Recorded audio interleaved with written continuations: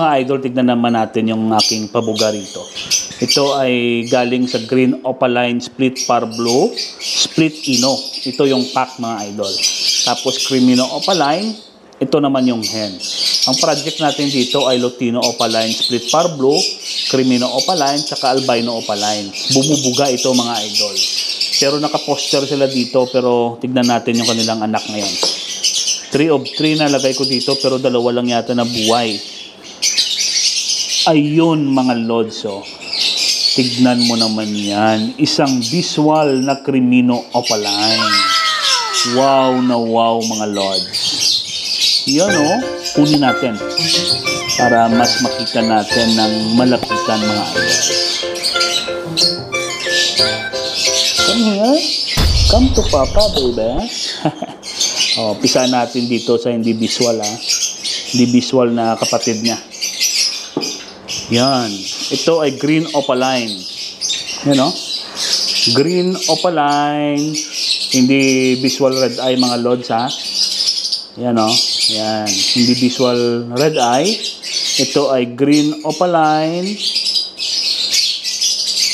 Split Parblo ito mga idol. Pero kaya Uy mga lods, oh, tignan niyo yung kanyang pakpak, oh. May depekto. Hindi ko nakita to mga lods. Ngayon lang.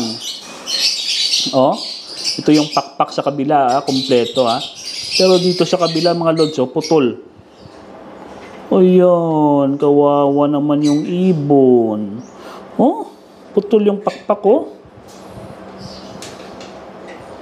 Oh no. Ngayon ko lang nakita to mga lods.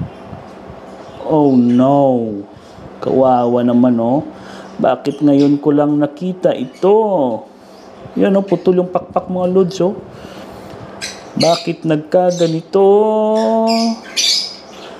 Hindi natin ito, ito mga idol, possible na inborn ito. Or naputol nung bata pa siya. Hindi ako sure kung inborn or naputol nung bata pa siya. Yan, oh, kawawa naman, oh. Hindi ito makakalipad ng maayos mga idol. Pero kapag nag-hen ito ay makaka-breed. Yan, makaka-breed pa rin basta nag-hen mga idol. Kaya no worries pa rin tayo. Kung hindi man siya, kung maging cock man siya, ito naman ay maging 50-50% yung guaranteed na makapag-breed siya. Dahil yung mga cock mga idol, sila yung sumasampa sa itaas. Yung kanilang mga pakpak ay ginagamit nila yan para sa kanilang balanse habang nasa taas ng hen mga idol. Kaya kapag naging cock ito ay 50-50 na guaranteed na makapag-breed. Pero no problem pa rin mga idol dahil gagawin ko itong lucky charm dito sa aking ibunan. Kasama ni Putol. O, naalala nyo pa si Putol? Malaki na si Putol ngayon at nasa flight na. Pero ito ay keep natin ito. Pampaswerte ito mga idol. Pampaswerte sa ibunan. Hindi. Pero basta mga ganitong ibon mga idol, dapat ay iniingatan natin ito. At inaalagaan dahil kawawa ito sila kapag hindi natin bigyan ng atensyon mga idol. So kapag ganitong ibon dito sa ibunan ko, usually ay medyo special to para sa akin. Dahil iba yung pag-aalaga at ibang kulungan yung mga ganitong ibon mga idol. I-separate natin para hindi mabuli. Yun yung ginagawa ko sa mga ganitong ibon. At depende sa aking obserbasyon kung kaya niya na makihalubilo sa ibang ibon, yun, nalagay ko sa flight cage mga idol. Alright, so tignan natin yung kapatid na Crimino Opaline mga lods. Yun, oh, kunin natin, oh. Eto na siya. Wow, mga lods, oh. Confirm na confirm.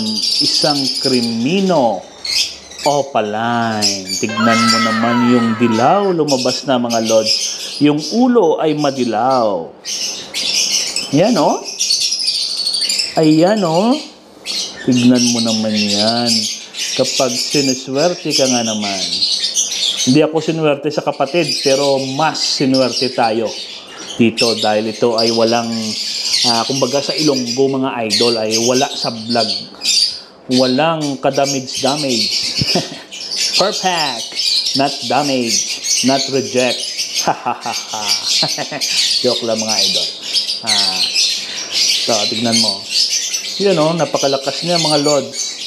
Crimino opaline. Tignan mo yung mga mata. Come here baby, relax. Relax Tignan mo yung kanyang mga mata oh. Yun oh. Parang isang vampira mga idol oh. Yun oh. Yan. Wow. Alright. Confirm na confirm. Isang Crimino opaline. Wow. Wow.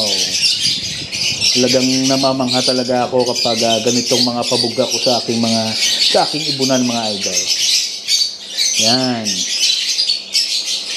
Yan o. Picture. Gawin natin sa thumbnails. Picture.